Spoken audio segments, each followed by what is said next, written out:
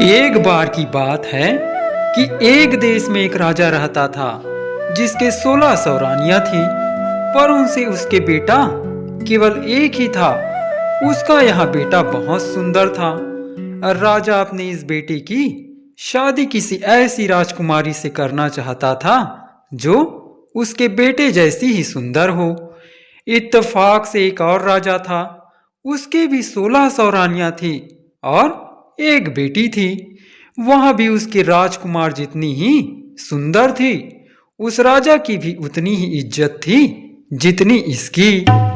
जिस राजा के लड़का था, उस राजा के पास एक बहुत ही अक्लमंद और वफादार तोता था। राजा उससे बहुत सारे मामलों में सलाह लिया करता था और उसकी सलाह वह मानता भी था। बड़ी बड़ी मुश्किल समस्याओं में वह उसकी सलाह लेता था।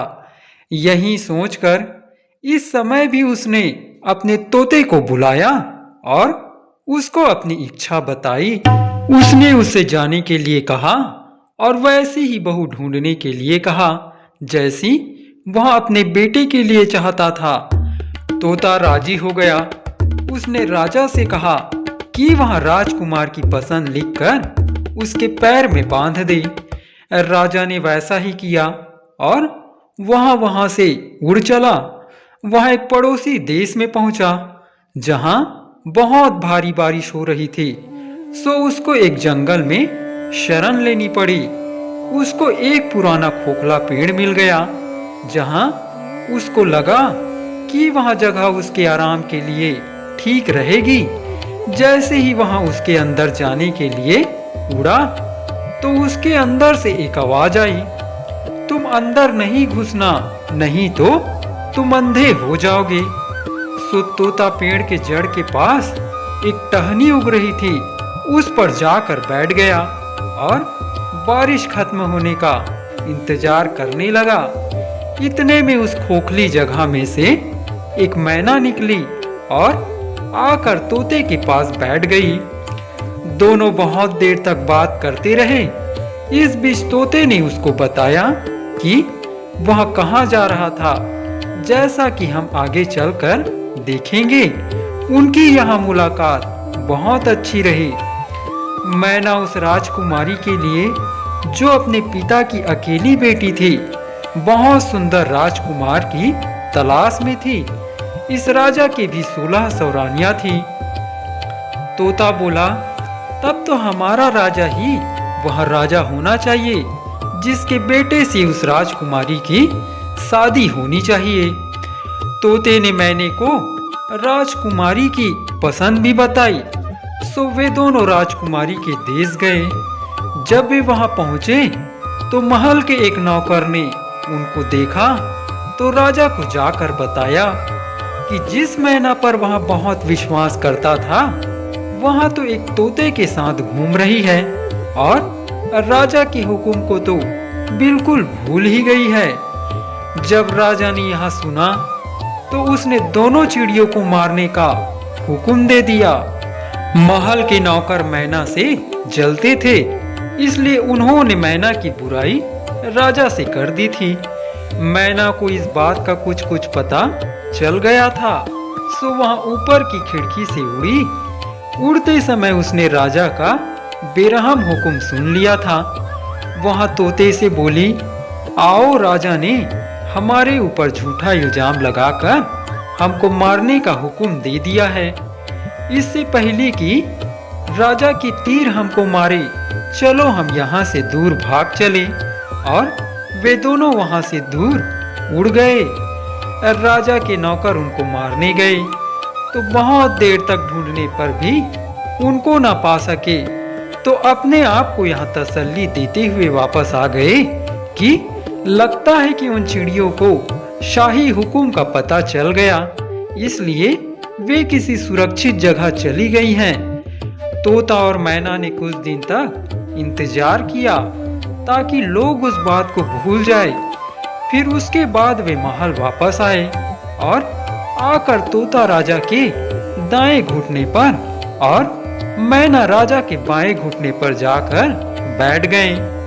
उन्होंने राजा से पूछा, आप हमको क्यों मारना चाह रहे थे? हम तो आपके वफादार हैं। वे लोग हमसे जलते हैं, इसलिए उन्होंने आपसे हमारी बुराई की। हम लोग दोनों बड़ी शान वाले उन राजाओं के नौकर हैं जो अक्लमंद भी हैं और अमीर भी। दोनों राजाओं के 16-16 सौ रानियां हैं। उनमें से एक के केवल एक बेटा है और दूसरे के केवल एक बेटी है। इन दोनों राजाओं ने हालांकि एक दूसरे को कभी देखा नहीं है, पर ये दोनों अपने बच्चों की एक दूसरे के बच्चों से शादी करना चाहते हैं। एक राजा को ऐसी ही बहू चाहिए जैसी दूसरे राजा की बेटी है और दूसरे राजा को वैसे ही दामाद चाहिए जैसा कि दूसरे राजा का बेटा है। देखिए, हम दोनों उन्हीं दोनों राजाओं के नौकर हैं। भगवान की कृपा से हम लोग आपके राज्य के बाहर एक जंगल में मिले थे और अब यहाँ अच्छी खबर लेकर आपके पास आए हैं। यहाँ कहकर तोते ने अपना पैर राजा की तरफ बढ़ा दिया जिसमें राजकुमार की पसंद लिखी हुई थी। वह सब पढ़कर राजा को आश्चर्य भी हुआ और खुशी भी। पहले तो उसको चिड़ियों पर विश्वास ही नहीं हुआ, फिर दोनों का एक सापन देखकर उसे उन पर विश्वास हो गया। उसने तस्वीर लेकर अपने शाही जनान खाने में भेज दी और अपनी 1600 पत्नियों से कहा कि वे उस तस्वीर को देखकर बताएं कि वह अपनी राजकुमारी के लिए उस राजकुमार को पसंद करती है या नहीं। कुछ दिन बीत गए पर तस्वीर वापस नहीं आई। राजकुमारी को तो वह तस्वीर इतनी पसंद आई कि वह उसको अपने हाथ में ही लिए रखती। खैर, कुछ दिन बाद जनान खाने से जवाब आया कि राजकुमार सबको बहुत पसंद है, अब उसकी शादी जल्दी ही हो जानी चाहिए, क्योंकि राजकुमारी तो राजकुमार को देखे बिना जी ही नहीं पा रही है।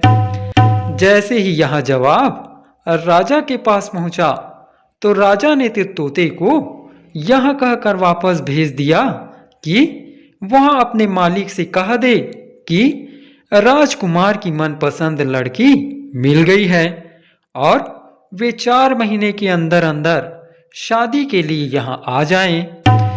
तोते ने आदर के साथ राजा को झुककर नमस्कार किया और अपने देश उड़ गया। अपने देश पहुंचकर उसने राजा को अपनी यात्रा की सफलता के बारे में बताया। राजा यहां सुनकर बहुत खुश हुआ। उसने तुरंत ही इस शानदार मौके को शानदार तरीके से मनाने का हुक्म दे दिया। राजकुमार के लिए सबसे कीमती और बढ़िया कपड़े बनवाए गए, घोड़ों के लिए बहुत शानदार जीन बनवाई गई, सिपाहियों की भी नई और बढ़िया यूनिफॉर्म बनवाई गई। बहुत सारे तरह की भेंटें जैसे अनमोल हीरे जवाहरात, बढ़िया कपड़े, मुश्किल से मिलने वाले फल, कीमती मसाले और बढ़िया किस्म के इत्र इकट्ठे किए गए। हर चीज को याद कर करके इकट्ठा किया गया। महीने जल्दी ही गुजर गए।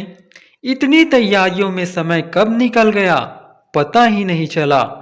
पर अफसोस, शादी के कुछ दिन पहले ही राजकुमार का पिता बीमार पड़ा और मर गया। परिवार वालों के लिए यहाँ एक बहुत बड़ा धक्का था। राजकुमार को अपना जाना टालना पड़ा, क्योंकि ऐसे समय पर वहां से चलना उसका अपने पिता का अपमान करना दिखाता था। सो उसने कुछ समय तक इंतजार किया। जैसे ही उसके पिता की मौत का अफसोस का समय बीता, वह वहां से चल दिया। तोते ने उसको रास्ता दिखाया। राजकुमारी के देश कोई बहुत दूर नहीं था, सो वे जल्दी ही वहां पहुंच गए। राजकुमार ने अपने डेरे महल के पास वाले बगीचे में डाल दिए। अगर राजकुमार उस बगीचे में ना घुसा होता तो अच्छा होता, क्योंकि वहां उसका तोता मर गया। उस वफादार चिड़िया को वहां के माली ने मार डाला, क्योंकि वह कुछ खजूर तोड़कर राजकुमार की तरफ फेंक रहा था।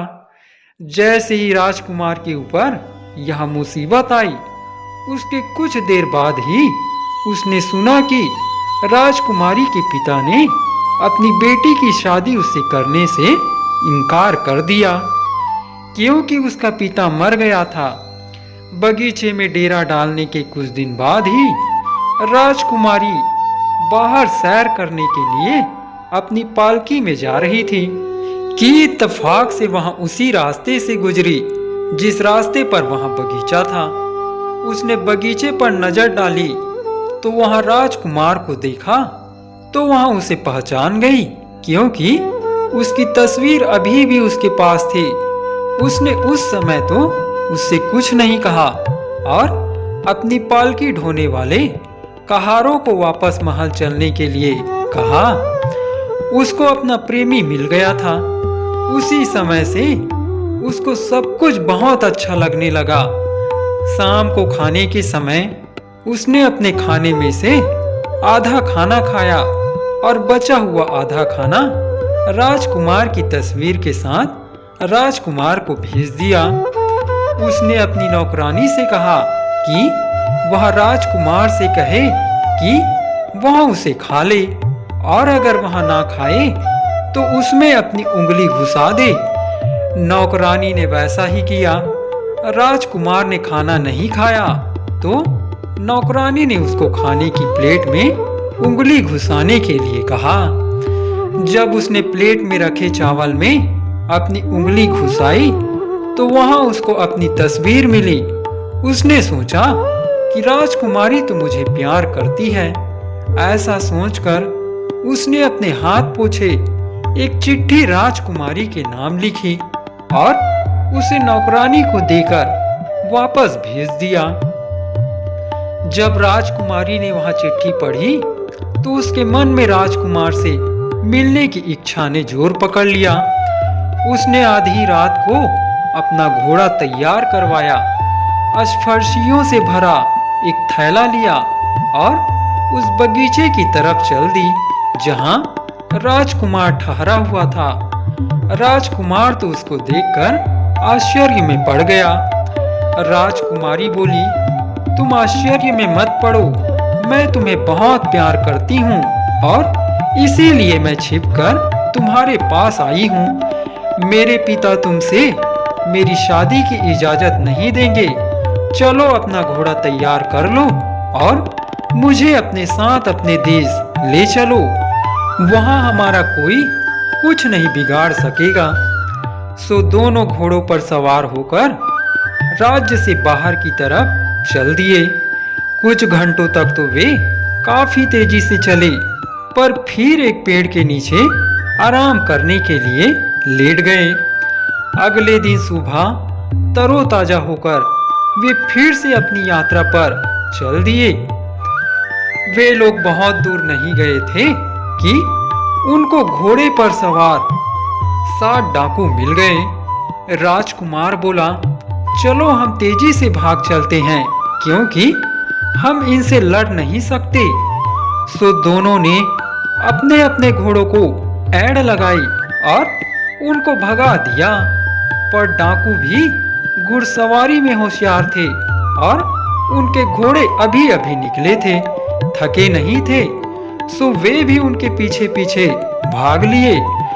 राजकुमार बोला, इस तरह भागने से कोई फायदा नहीं है। वे हमारे पास ही आ रहे हैं, अब हम क्या करें? राजकुमारी बोली, तब हमें उनका डटकर मुकाबला करना चाहिए। कहकर वहां अपनी जीन पर बैठी बैठी ही पीछे की तरफ मुड़ गई और एक तीर उन डाकुओं पर चलाया, फिर दूसरा, फिर तीसरा, और इस तरह से उसने 7 तीर चलाकर 7 डाकुओं को मार डाला। खुशी खुशी वे अपनी यात्रा पर फिर से आगे बढ़ चले। उस रात वे आराम करने के लिए एक गांव में रुके। उस गांव में एक जिन्न रहता था। जिन्न के एक बेटा था जिसका केवल आधा शरीर था। इसी गांव में राजकुमार और राजकुमारी एक तालाब के किनारे रुक गए।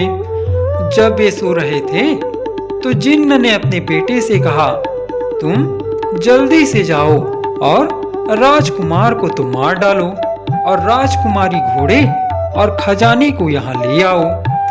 बेटा यहाँ सुनकर बहुत खुश हुआ कि अब उसको खून पीने को मिलेगा। बस उसने अपना काम खत्म किया ही था कि राजकुमारी जाग गई। उसने चारों तरफ देखा तो उसको अपना प्रेमी मरा पड़ा दिखाई दिया और एक बदसूरत आधा आदमी उसकी लाश के पास खड़ा था। यह सब देखकर वह डर गई, फिर भी वह हंसकर बोली, अच्छा हुआ तुमने उसे मार दिया।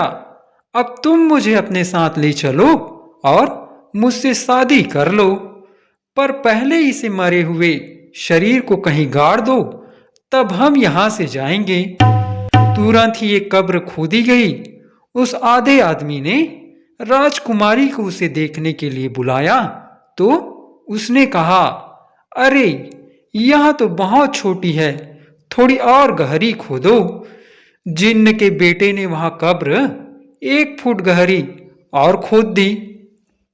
राजकुमारी बोली, यह तो अभी भी छोटी है। जिन्न के बेटे ने कब्र और चौड़ी और गहरी खोद दी। जब वह यह कर रहा था कि राजकुमारी ने उसकी तलवार निकाल ली और उसकी गर्दन उसके धड़ से अलग कर दी। अपना बदला लेने के बाद वह फफक फफक कर रो पड़ी। उसका प्रेमी तो मर चुका था।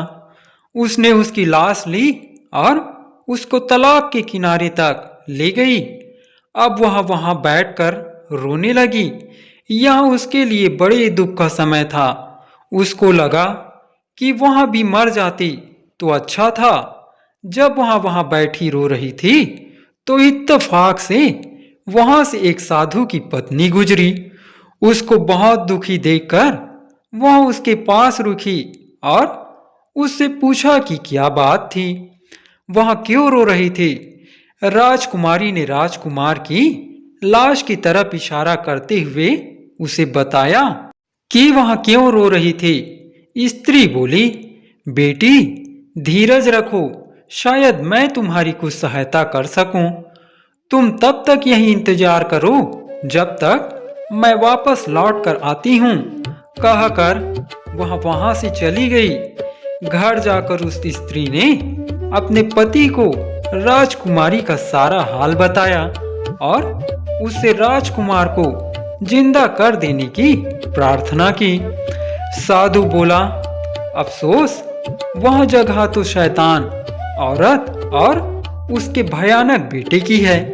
मैं अभी राजकुमारी के पास जाता हूँ और उसको तसल्ली देने के लिए राजकुमार को जिंदा करता हूँ। साधु तुरंत ही राजकुमारी के पास गया तो वह तो सहायता का इंतजार ही कर रही थी जो साधु की पत्नी उससे वायदा करके गई थी। साधु बोला, मुझे तुम्हारे बारे में सब पता चल चुका है और मैं तुम्हारी सहायता करने के लिए आया हूँ। मैं तुम्हारा राजकुमार तुमको वापस कर दूंगा। उसने राजकुमार की लाश का सिर अपने एक हाथ में लिया और उसका शरीर दूसरे हाथ में लिया और दोनों को जोड़ दिया। दोनों जुड़ गए तो लाश जिंदा हो गई। पहले उसके हाथ पैर हिले, फिर उसने आंखें खोली, फिर होंठ खोले और वहां बोल पड़ा। जब राजकुमारी ने यहां देखा तो उससे ना रहा गया। वह दौड़कर राजकुमार के गले लग गई और खुशी के मारे रो पड़ी। सबके लिए यहां बहुत ही खुशी का मौका था, यहाँ तक कि उस साधु के लिए भी जिसने उसको जिंदा किया था। उस रात राजकुमार और राजकुमारी किसी दूसरी जगह चले गए। यहाँ राजकुमारी की जान बहुत बड़े खतरे में थी। इस जगह एक जादूगरनी रहती थी। उसकी एक बेटी थी। जैसे ही उसकी बेटी ने राजकुमार को देखा तो वह उससे प्रेम कर बैठी और उससे शादी करनी चाहिए। इसके लिए उसने एक तरकीब सोची। उसने अपनी माँ से राजकुमार और राजकुमारी को अपने घर खाने के लिए बुलाने के लिए कहा। जादूगरनी ने उनको अपने घर खाने के लिए बुलाया। जब राजकुमार उनके घर के कमरे देख रहा था तो जादूगरनी ने उसके गले में रस्सी का फंदा डाला और उसको एक भैंसे में बदल दिया।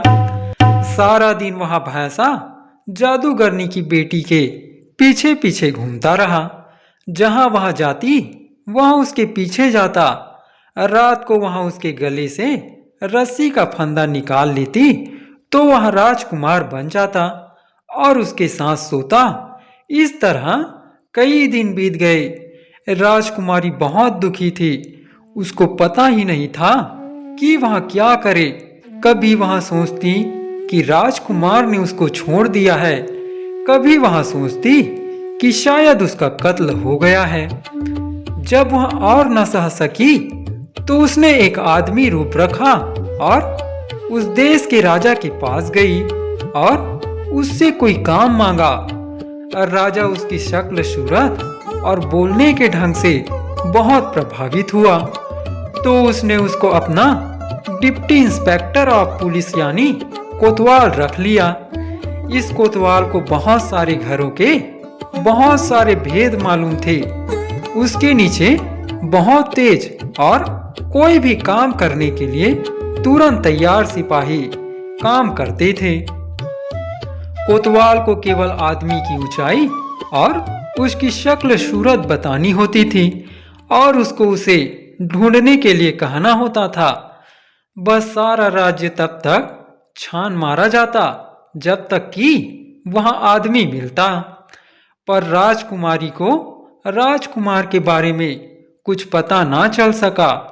हालांकि उसको यह पता चल गया कि जिस घर में वह और राजकुमार ठहरे थे वह घर एक जादूगरनी का था।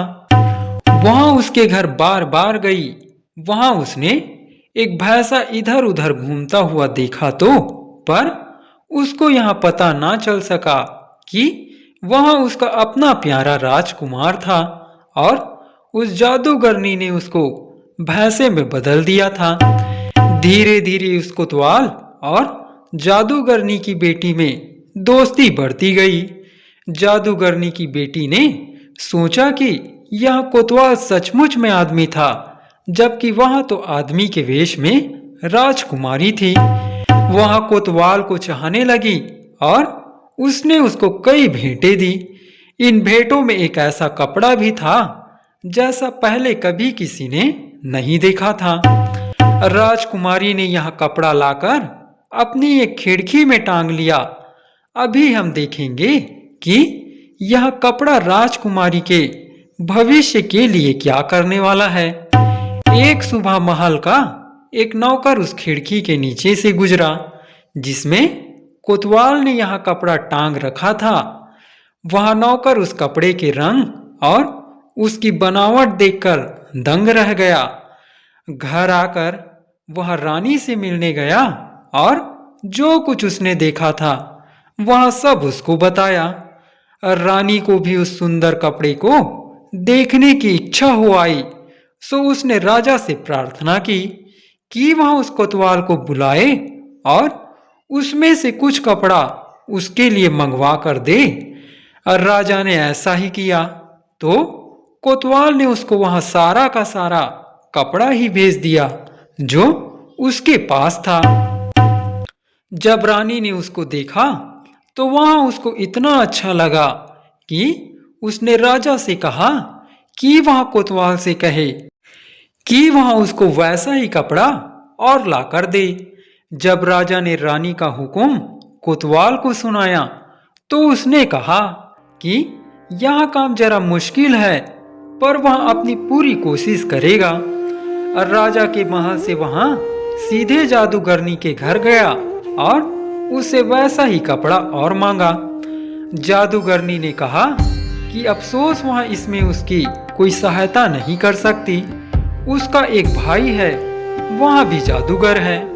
बहुत दिनों पहले वह किसी दूर देश चला गया था, उसी ने उसको यहाँ कपड़ा भेजा था। कोतवाल ने कहा कि वह अपने भाई को लिखे कि वह वैसा ही कपड़ा और भेज दे। जादूगरनी ने कहा कि वह यहाँ नहीं कर सकती, क्योंकि जहाँ वह गया है वहाँ के सारे आदमियों को उसने खा लिया है और अब वहाँ उसके और शेरों के अलावा और कोई नहीं रहता। इन शेरों को भी वहाँ एक तरह की घास खिलाकर आधा भूखा रखता है। हालांकि वे उस घास को खाना पसंद नहीं करते। इस तरह से जो कोई भी वहाँ जाता है, कोई भी शेर या तो किसी झाड़ी में से निकल आता है या फिर किसी चट्टान के पीछे से निकल आता है और उसको खा जाता है। इस तरह से वहाँ कई लोगों की जानें जा चुकी है। ऐसे में मैं कैसे किसी को वहाँ भेज सकती हूँ? ऐसे खतरे वाले काम के लिए मैं वहाँ किसी को नहीं भेज सकती। कोतवाल बोला, अच्छा तो तुम मुझे बस यहाँ बता दो कि तुम्हारा भाई कहाँ रहता है। मैं वहाँ जाऊंगा और उससे कपड़ा लेकर आऊंगा, क्योंकि मुझे तो उसके पास जाना ही है, नहीं तो राजा मेरी जान ले लेगा। जब तक कि मैं वहाँ कपड़ा लेकर नहीं आता, मैं तो यहाँ भी सुरक्षित नहीं हूँ। इसलिए तुम मुझे बताओ कि तुम्हारा भाई कहाँ रहता है। मैं उसके पास जाकर उससे मिलूंगा और कपड़ा लेकर आऊंगा। जादूगरनी बोली, ठहरो, अगर तुम्हारी यहाँ हालत है तो मैं तुम्हारी सहायता अवश्य करूंगी। मेरे पास मिट्टी का एक छोटा सा बर्तन है जिससे मेरे भाई की जिंदगी बंधी है। जब तक यह बर्तन मेरे पास सुरक्षित है तब तक मेरा भाई भी सुरक्षित है, पर जैसे ही यह बर्तन टूटेगा तो मेरा भाई मर जाएगा। मैं अपनी बेटी की खातिर इस बर्तन को तोड़ दूंगी, क्योंकि मेरी बेटी तुमको प्यार करती है। ऐसा कहकर उसने मिट्टी का वह बर्तन जमीन पर मारकर तोड़ दिया और बोली, जाओ अब तुम निडर होकर जाओ, अब तुम्हें कोई डर नहीं है। वहाँ के शेर अब चाहे घास खाए या कुछ और, पर अब वे हर उस आदमी को नहीं खाएंगे जो वहाँ जाएगा। जाओ, भगवान तुम्हें सुखी और धनवान बनाए।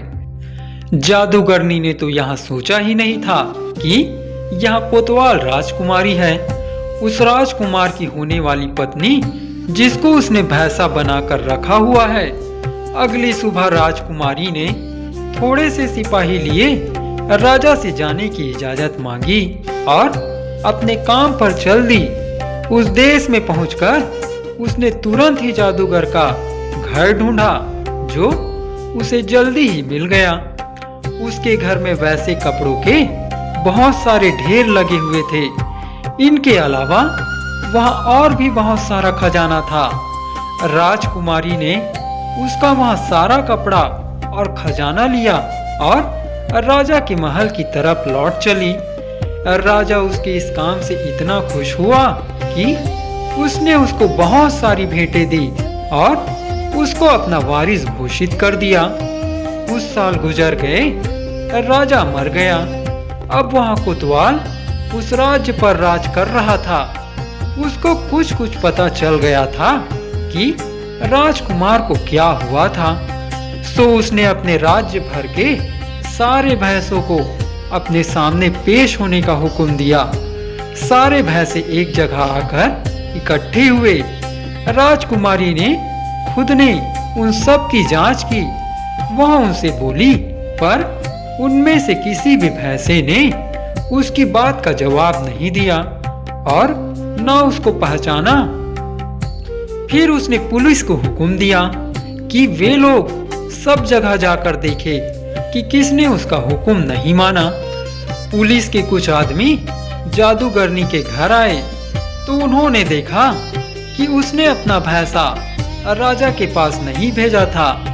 उन्होंने भैंसे को रस्सी से पकड़ा और राजा के पास ले गए। जादूगरनी ने उसकी जादुई रस्सी को अपने हाथ में पकड़े रखने की बहुत कोशिश की, पर सब बेकार।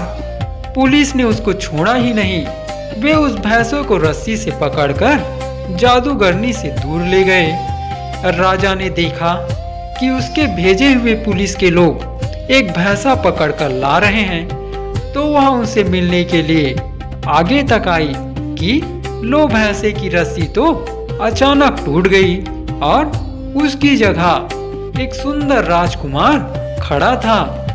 राजकुमारी बोली, यकीनन यह जादूगरनी तो बहुत ही नीच औरत है, इसको इस दुनिया में रहने का कोई हक नहीं है। कल सुबह इसको मार दिया जाए और राजकुमार को हमारे महल में ठहराया जाए।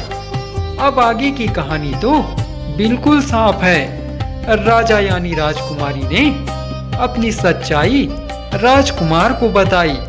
फिर उसने अपनी जनता को बुलाया और उससे कहा, देखो तुम्हारा राजा एक स्त्री है। इस वेश बदलने का मेरा उद्देश्य अपने राजकुमार को ढूंढना था।